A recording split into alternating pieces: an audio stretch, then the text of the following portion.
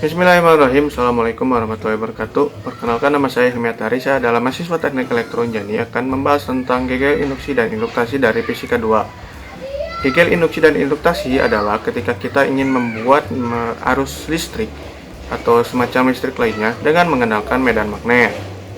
Sebelum kita membahas tentang gegel induksi dan induktasi, kita terlebih dahulu membahas tentang flux magnetik. Flux magnetik adalah ketika garis gaya itu menembus suatu permukaan yang seperti pada gambar berikut. Rumusnya adalah integral B dot dA. Kalau untuk skalar itu integral D kali dA cos theta, dengan theta adalah sudut antara B, vektor B dan dA. Jika pada permukaan medan magnetnya itu konstan, maka kita bisa keluarkan medan magnet B itu keluar dari integralnya. Rumusnya adalah B integral dA cos theta.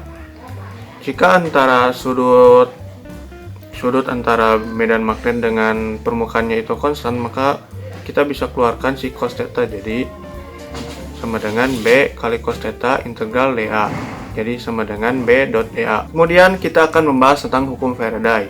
Hukum Faraday menyatakan bahwa ketika ada medan magnet, batang medan magnet yang didekatkan dengan loop yang sudah disediakan, maka loop tersebut akan menghasilkan gaya gerak listrik. Dari gambar tersebut, ketika kita mendekatkan magnet ke loop tersebut, maka loop tersebut akan bernilai positif. Dimana positif itu arusnya. Ketika batang medan magnet itu didiamkan di loop itu, maka tidak ada arus listriknya. Ketika kita menjauhkan batang medan magnet dari loop itu, maka arus dari loop tersebut itu bernilai kurang, bernilai min. Dari gambar tersebut kita bisa tentukan secara matematis hukum Faraday-nya, yang dimana rumusnya adalah sigma atau GGL sama dengan min N D flux per dt. Hukum Faraday hanya menyatakan besar GGL itu sendiri. Untuk mencari tahu arus dari loop tersebut, dapat kita gunakan hukum Lenz yang bunyinya adalah arah arus induksi dalam suatu kumparan adalah sedemikian rupa sehingga medan magnet yang dihasilkan arus tersebut melawan perubahan flux penyebabnya. Artinya, flux yang kita berikan itu membesar, maka medan magnet dari loop itu, arus dari loop itu akan melawan si flux yang kita berikan. Contohnya dari gambar ini. Dari gambar tersebut, kita lihat medan magnet itu mengarah ke atas. Jika fluxnya itu membesar, maka medan magnet dari arus loop itu akan melawan si medan magnet itu sendiri yang mengarah ke atas. Jadi medan magnet dari arus itu arahnya ke bawah. Kalau flux dari medan magnet itu mengecil, maka medan magnet dari arus tersebut akan mengarah searah dengan medan magnet yang flux itu yang dari gambar tersebut ke atas. Jadi kita bisa gunakan aturan tangan kanan, yang dimana ketika fluxnya itu membesar, arusnya searah jarum jam. Jika fluxnya mengecil, arah arusnya berlawanan searah jarum jam. Gegel induksi dapat kita terapkan di dinamo. Dinamo adalah alat untuk merubah energi gerak menjadi energi listrik. Prinsip kerja dinamo itu menggunakan medan magnet yang tetap dengan mengandalkan perputaran kumparannya di dalam dinamo itu sendiri. Akibat perputaran kumparan, maka flux yang terjadi itu berubah-ubah. Karena berubah-ubah fluxnya, maka terjadilah GGL. Itu singkatnya seperti begitu. Untuk secara matematisnya dapat kita uraikan dari gambar tersebut. Dapat kita uraikan fluxnya itu sama dengan B dikali A, yang dimana A itu adalah A kali B kali sin theta sesuai dari gambar itu sendiri, yang mana AB itu adalah sisi kumparan itu sendiri. Kemudian theta itu sama dengan omega T. Dapat kita tulis juga. Kemudian yang dimana fluksnya itu sama dengan B dikali AB kali sin omega T. Nah, kita dapat selanjutnya kita juga dapat mencari GGL itu sendiri dengan memasukkan fluksnya itu ke dalam rumus GGL, yang hasilnya adalah min N kali B kali A kali B kali omega kali cos omega T. Kalau untuk GGL yang maksimum itu cos omega T-nya itu sama dengan 1. Tadi kita sudah membahas tentang GGL induksi. Sekarang kita akan membahas tentang induktansi. Dari gambar tersebut, kita bisa tentukan tegangan dari dua solenoid itu sendiri. Untuk arus yang tetap, arus DC, kita bisa lihat bahwa tegangan itu di dua sisi solenoid itu sama dengan 0. Berbeda dengan arus bolak-balik, arus AC. Arus AC menghasilkan tegangan di dua sisi solenoid yang tidak sama dengan 0. GGL antara dua ujung solenoid. Pada pembahasan sebelumnya kita sudah menentukan rumus medan magnet di solenoid yang isinya adalah mu 0 kali N kali I. Jika luas penapang solenoidnya A, flux magnetiknya rumusnya adalah mu 0 kali I kali N kali A.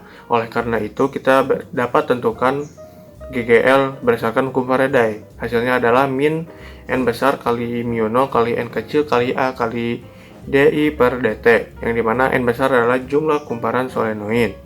Tampak bahwa GGL induksi yang dihasilkan berbanding lurus dengan perubahan arusnya itu sendiri. Untuk arus yang konstan yang dimana tidak berubah, maka medan GGL-nya itu sendiri hasilnya adalah 0. Tanda minus dari persamaan tersebut menyatakan bahwa polarisasi atau penghasilan GGL yang dihasilkan melawan laju perubahan arus. Ini bersesuaian dengan hukum Lenz. Jika arus pada solenoid makin besar, maka polarisasi menghasilkan arus yang melawan arus penyebab ini. Dan begitupun sebaliknya, jika arus yang dihasilkan kecil, maka arus induksinya itu akan bersamaan dengan arah arus yang diberikan. Dari gambar contohnya dari grafik gambar tersebut. Berdasarkan grafik tersebut, pada saat antara 0 sampai A, arus yang mengalir pada solenoid makin besar. Akibatnya arus induksi yang dihasilkan berharga negatif. Untuk antara A sampai B, arus yang diberikan solenoid makin kecil yang berubah secara linear. Dengan demikian, perubahan arusnya berharga konstan negatif. Akibatnya arus induksi yang dihasilkan berharga positif konstan. Antara B sampai C, arus yang diberikan pada solenoid konstan sehingga perubahan arusnya sama dengan 0. Akibatnya arus induksi yang dihasilkan juga pun 0. Dan pada saat T lebih dari C, arus yang diberikan pada solenoid itu naik secara linear. Akibatnya perubahan arusnya berharga positif dan konstan. Dengan demikian arus induksi yang dihasilkan pun berharga konstan negatif. Kemudian induktasi diri. Induktasi diri kita sebutlah dengan L. Rumusnya adalah min L kali dI per dt.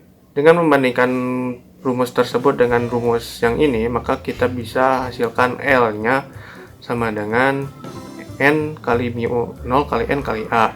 Jika L-nya itu panjang solenoid, kita dapat tulis N kecil sama dengan N besar per L. Dengan demikian kita dapat peroleh induktasi diri L-nya itu adalah N besar kuadrat kali mu 0 kali A per L. Satuan induktasi diri adalah Henry atau singkat H. Oke, kemudian induktasi bersama. Induktasi bersama itu terjadi ketika solenoidnya itu 2 atau lebih. Kita misalkanlah 2 solenoid yang kita contohkan seperti gambar tersebut. Solenoid pertama dari gambar tersebut kita beri arus yang besarnya adalah I1, yang dimana arus tersebut adalah arus bolak-balik. Karena arus bolak-balik, medan magnet yang dihasilkan pun besar kecil. Dari gambar tersebut kita bisa lihat bahwa ada sebagian medan magnet yang masuk ke rongga di solenoid yang kedua. Tentu saja medan magnet yang dihasilkan di rongga medan magnet kedua itu kecil karena medan magnet di rongga solenoid pertama itu cuman sebagian aja yang masuk. Dengan demikian kita dapat tulis rumusnya adalah B2 sama dengan Si B1, yang mana Si adalah konstanta yang nilainya kurang dari 1 atau mungkin sama dengan 1, tergantung dengan situasinya.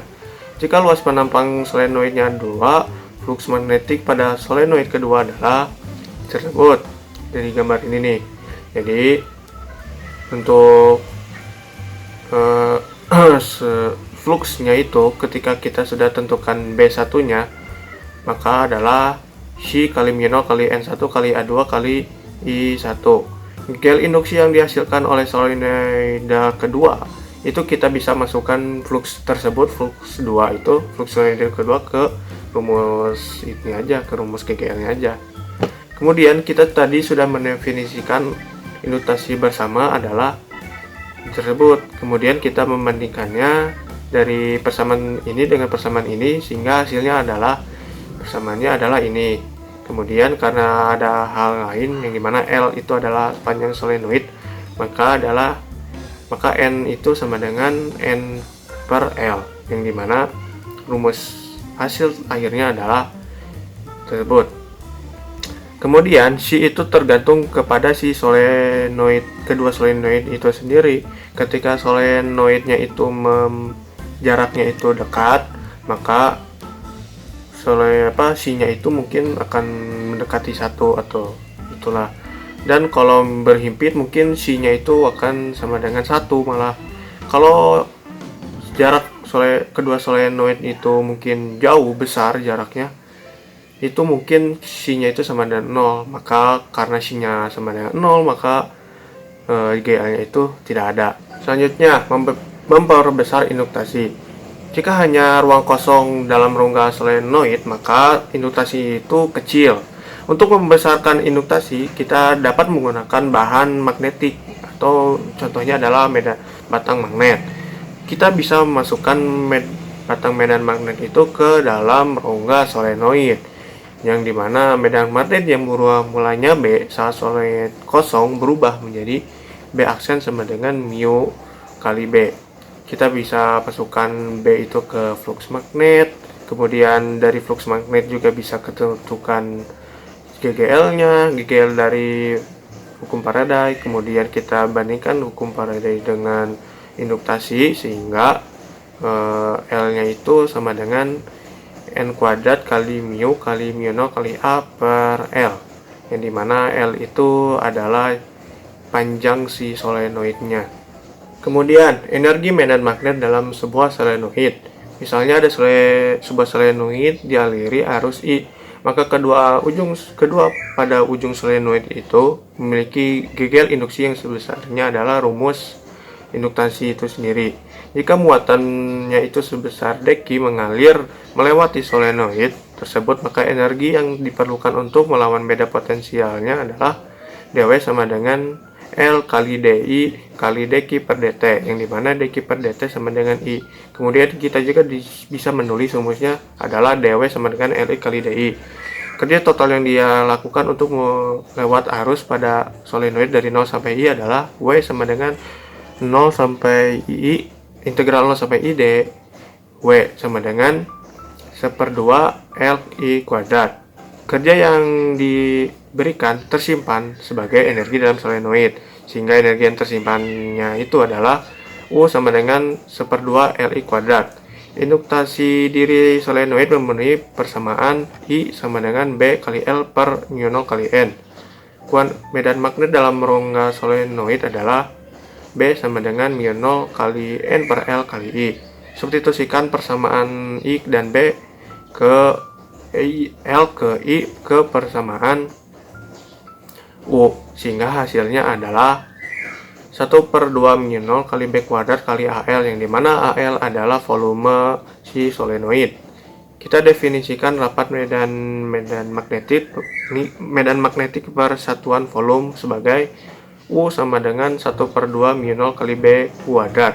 Persamaan tersebut menyatakan bahwa jika di suatu tempat terdapat medan magnet B, di tempat tersebut terhadap energi medan magnet dengan kerapatan persatuan volume diungkap oleh persamaan tersebut. Selanjutnya transformator. Transformator atau trafo adalah alat untuk merubah tegangan.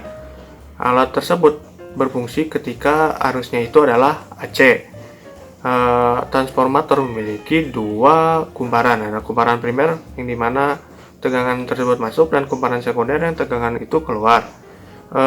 Di rongga-rongga kumparan tersebut, kedua kumparan tersebut rongganya diberi bahan magnet, teras bahan magnet agar medan magnetnya tidak kemana-mana.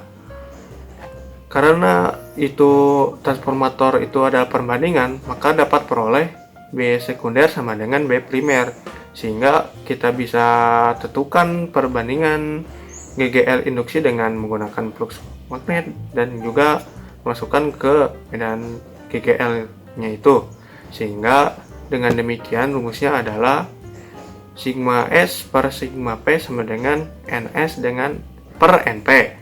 Tampak dari persamaan tersebut, jika NS lebih dari NP, maka tegangan keluarannya lebih besar dari tegangan masukan, di mana itu disebut dengan trafo step up. Jika NS lebih kurang dari NP, maka tegangannya kecil, keluarannya kecil dari tegangan masukan. Itu disebut sebagai trafo step down. Kemudian daya trafo. Pada trafo itu ada arus dan ada tegangan. Karena ada arus dan tegangan, maka ada daya. Maka di setiap kumparan, ada kumparan primer dan kumparan sekunder, pasti ada arus dan tegangan.